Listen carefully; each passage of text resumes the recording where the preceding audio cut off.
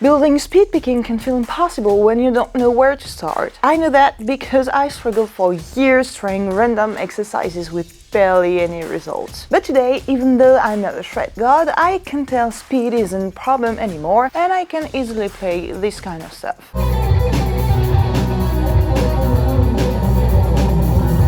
So in this video, I'm going to show you the exact 4 exercises that finally changed everything for me and how to practice them, how long, how often, and at what tempo. And for an extra bonus, all these exercises are packaged into a short song. You can get the backing track, the tabs, and the full video of me playing it for free, links in the description. So to start, let me show you the mistake I see every guitarist make that wreck their progress. Playing guitar is a bit like playing video games. You build up your knowledge, your gear, your skills, and each level gets a little harder than the last. Now imagine you're at level 6 and suddenly I drop you straight into level 51. You'd last about 2 seconds. Well, most common speed building exercises are basically level 51 stuff. This one,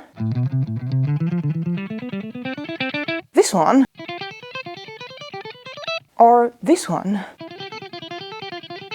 They are not made to build normal speed, they're designed to build insane shred speed. So if you're an intermediate guitarist who just wants to build dexterity, fluidity, and basically feel more confident when soloing, this won't really help you. So to start, you should master the basics that I'll show you in exercise number 1. What's the difference between a great guitar player and guitar pro? Groove. Wait, what does it have to do with speed? Well, Guitar Pro can play insanely fast, but it still sounds like a robot. And when most guitarists try to play faster, they focus only on the speed and end up sounding like robots too.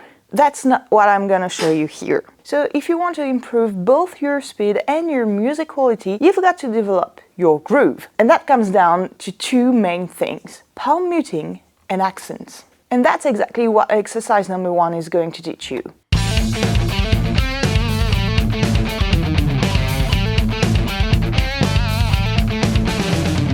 Yeah, the first thing that really helped me build speed in my solo is riffs. So this riff is great for working on palm muting, accent control, both downstrokes and upstrokes, rhythm, clean playing, synchronization with both hands, left hand strength, and string changes. So as I said, here you want to pay extra attention to the palm muting, which will help you to put the accent in the right place and make the riff groove. So I'm gonna show it to you slowly so you can understand what happens here.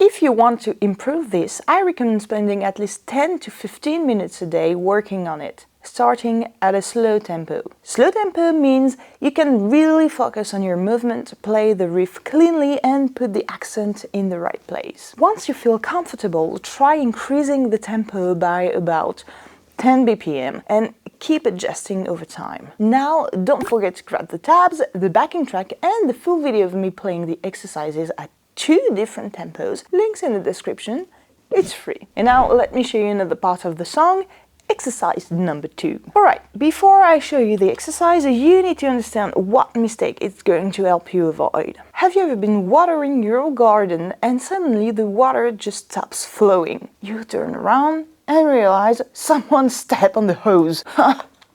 Stop it! Well, that's exactly what happens when you lock your wrist by resting it on the body of the guitar. If you want your speed to flow, like water through a garden hose, you need to free your wrist, because your movement comes from your whole body. You can check if it's fluid and relaxed, even elegant in a way, by practicing in front of a mirror. Sometimes that really helps. So, how exercise number 2 is going to help you free your wrist, let's check out.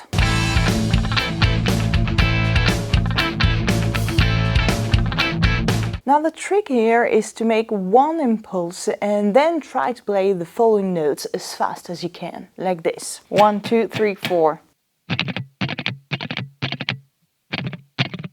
It takes a lot of trial and error, but you will come with time. Now let me show it to you at a slower tempo so you can analyze what my wrist is doing.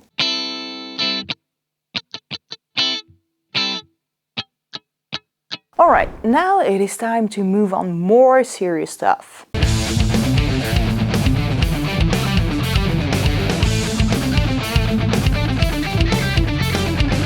This one combines the riff part and the solo part. Of course, you'll still be working on your palm muting and accent, but here is the extra focus: hand synchronization. The first mistake most guitarists make when practicing this is focusing only on the right hand. But you can't play fast if your hands aren't working together. So to practice this exercise, make sure you work on your left hand dexterity and speed.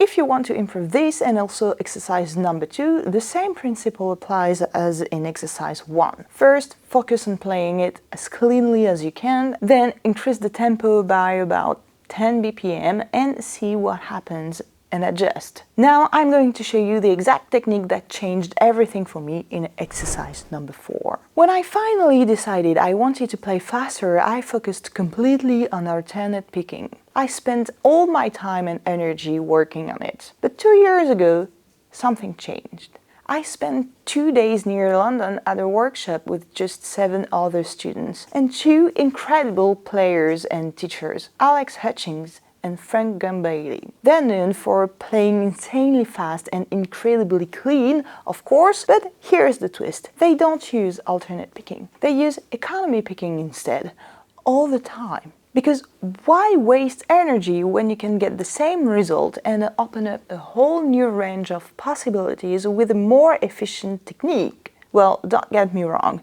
I still use alternate picking for some riffs, like the ones I just showed you. But I've increased my soloing speed by at least 30% since I started using economy picking most of the time. And this is what I show you in exercise number 4.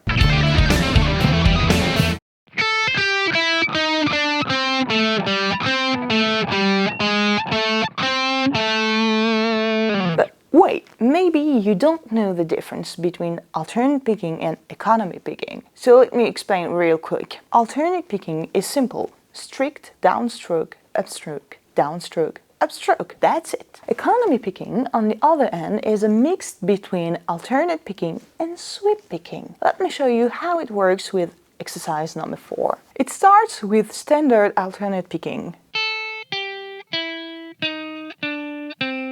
But to smooth out the transition and to save a bit of energy when moving from the G string to the D string, you'll play 2 upstrokes in a row. And then you've got 2 downstrokes. So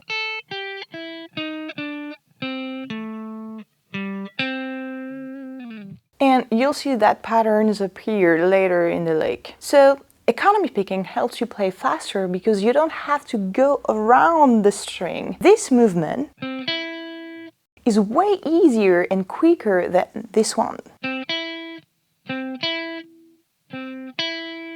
To work on this, there is a bonus lick waiting for you in the song I made, along with all the resources you need to improve your speed. Just click the link in the description to get access to everything. So now you know exactly what to do to improve your speed and music quality. But it's useless if you're lost on the fretboard and you don't know which note to play. So go watch this video. I'll show you exactly how to play the pentatonic scale all over the fretboard with confidence.